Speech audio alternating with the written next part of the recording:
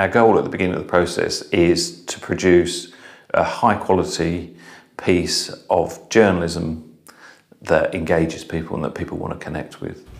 All of our pieces start with a very considered nugget of an idea. It has to have a hook to it, and that's typically how a journalist will start. It's looking for the hook, the idea that we think is compelling enough to create a visualization around. We then look for the data to support that idea or not. You know, it may be maybe there isn't, maybe that data doesn't exist.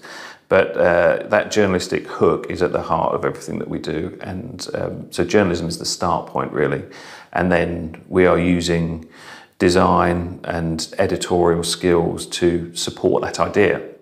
One of the earliest stages in the process is choosing the best graphical form or device for the presentation of the data. With hundreds of possible alternatives, it can be a challenging task. Each device has its advantages and disadvantages. For instance, bar charts work really, really well because the human eye is particularly good at picking up differences between rectilinear shapes. So the differences in height between bar charts, between the different segments of a bar chart, are really easy for your eye to pick up. So therefore you can pick up that message really, really simply and quickly. Whereas if you were sitting there comparing numbers with each other, it's a much more demanding process. Our process begins with this initial concept at the heart of the piece. We always write a thorough concept first that consists of pretty much a headline and a stand first that describes the idea very quickly and thoroughly to people. So we're pretty sure there's a hook in that and people can understand it quickly. From there, we start to move into research, looking for the data that might support that idea. We use a variety of tools in the design process. We find the sketching to be really important.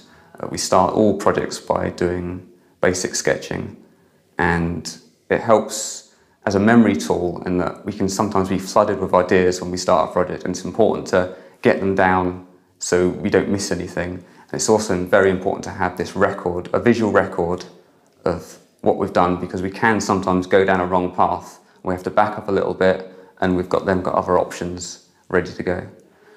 From then on, we'll move to the schematic stage, and that will be using digital mock-ups to make a one-to-one representation, usually in black and white. And so we'll strip out any of the visual styling, so not to confuse anything, and purely think of it as in a structural manner, and how things are positioned on the page and how they interact with each other.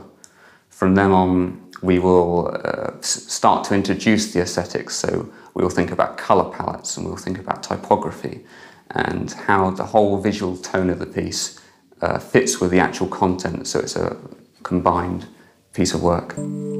Ultimately, the completed visualizations still have to compete for attention in a crowded, multimedia marketplace, with an audience being deluged with information presented via text, photos, audio and video. So, what is it that makes data visualization really stand out? We see visualization emerging as just another way of telling a story, but the way in which it tells it is that it has a way of shortcutting messages to a more primal part of your brain, if you like. So when your brain recognises colours and shapes and patterns more easily, more quickly than if you have to read something or add up numbers. And that's what we rely on with visualization. It is shortcutting messages into the brain.